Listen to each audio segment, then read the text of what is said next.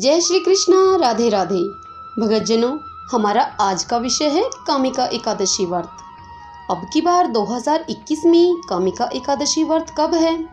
एकादशी तिथि के प्रारंभ और समाप्ति का समय क्या है?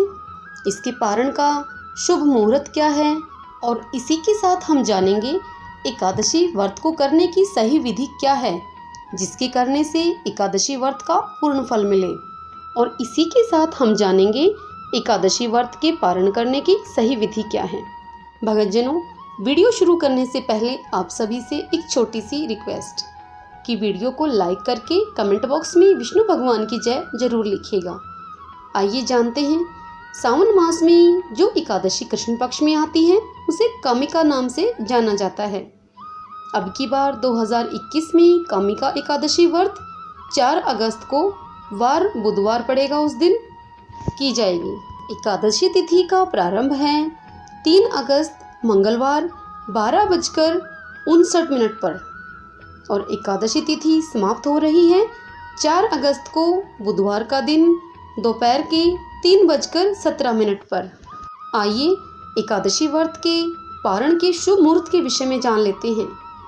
एकादशी का पारण समय रहेगा 5 अगस्त को वार बृहस्पतिवार को सुबह 5:45 से लेकर 8:26 तक रहेगा। भगतजनों, इस बार एकादशी का पारण दुर्वादल से करना है।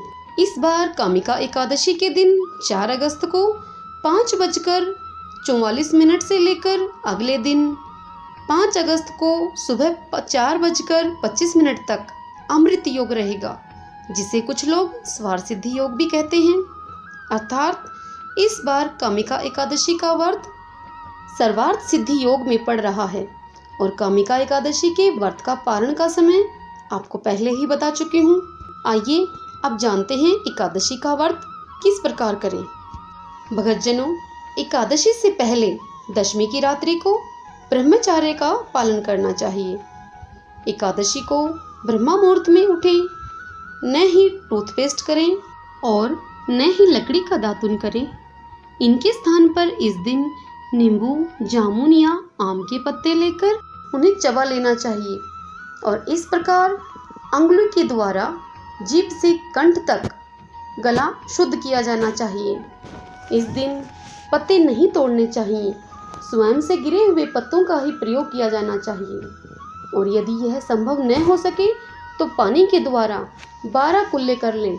तत्पश्चात स्नान आदि से निवृत्त होकर स्वच्छ वस्त्र धारण करके किसी भी देव मंदिर में जाकर भगवत गीता का पाठ करना चाहिए अथवा श्रेष्ठ ब्राह्मण के द्वारा उसे सुनना चाहिए। तत्पश्चात प्रभु के सामने इस प्रकार का संकल्प लें कि हे भगवान, आज मैं किसी चोर, दुराचारी, व्यभिचारी और पाखंडी मनुष्य से बात नहीं करूंगा और ना ही मैं किसी का दिल दुखाऊंगा। गाय, ब्राह्मण आदि को फलाहार व अनाज देकर मैं प्रसन्न करूंगा। रात्रि को जागरण करूंगा, कीर्तन करूंगा और द्वादश मंत्र या फिर गुरु मंत्र दोनों एक ही बात है। ओम नमो भगवते वासुदेवाय गुरु मंत्र का श्रद्धा पूर्वक मैं जाप करूंगा। राम, कृष्ण, विष्णु आदि के सहस्त्र नाम को मैं अपने कंठ का भूषण बनाऊंगा, ऐसी प्रतिज्ञा करें और कहें कि हे भगवान, मेरी लाज आपके हाथ में है, अतः मुझे इस संकल्प को पूरा करने की शक्ति आप प्रदान कीजिए।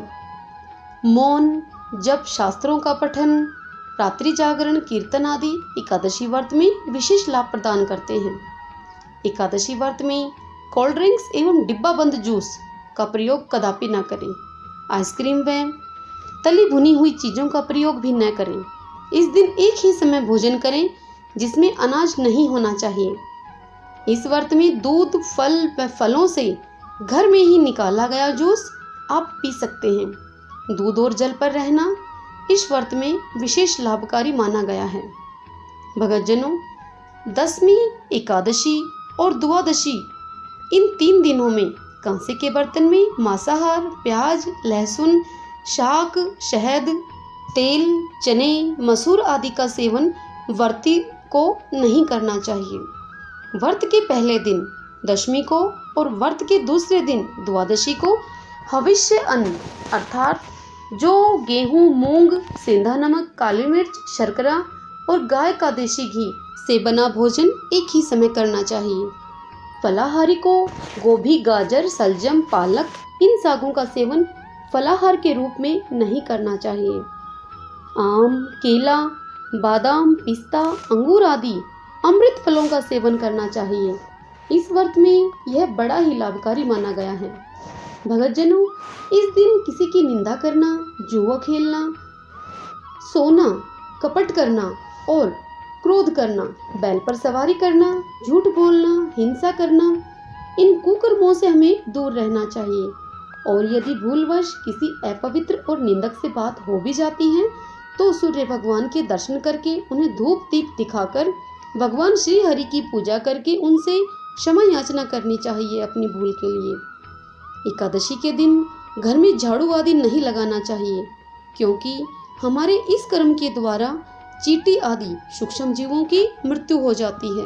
इस दिन हमें बाल नहीं कटवाने चाहिए और ना ही इस दिन नाखून काटने चाहिए और ना ही हजामत बनानी चाहिए। इस दिन मधुर एवं सत्य वचन बोलें। कटु वचनों के बोलने से ज्यादा अच्छा है कि आप कम बोलें। इस दिन किसी के द्वारा दिया हुआ अन्न कदापि नहीं खाना चाहिए। इस दिन अन्न दान करना अति श्रेष्ठकर है। हो सके तो इस दिन आप अन्नदान करें।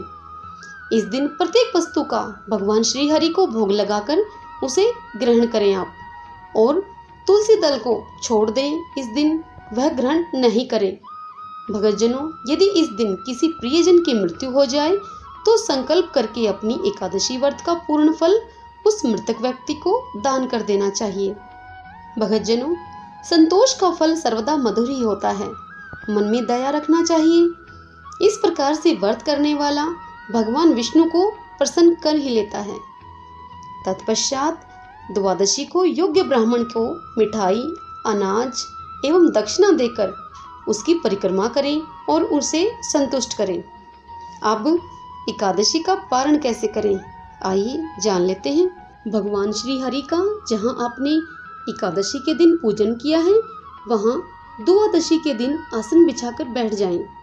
बुने हुए 7 चनों के 14 टुकड़े करके अपने सिर के पीछे डालने चाहिए, और उन्हें पीछे की ओर डालते समय आपके मन में यह भाव होना चाहिए कि हे भगवान, मेरे 7 जन्मों के शारीरिक, वाचिक और मानसिक पाप नष्ट हो गए हैं। ऐसा मन में सोचते हुए वह 7 दाने डालने हैं, और फिर 7 अंजलि जल लेकर चने के 7 दाने खाकर और वह जल पीकर इस एकादशी व्रत को खोलें। आशा करती हूँ कि यह वीडियो आपके कुछ काम आएगा। जय श्री कृष्णा। राधे राधे।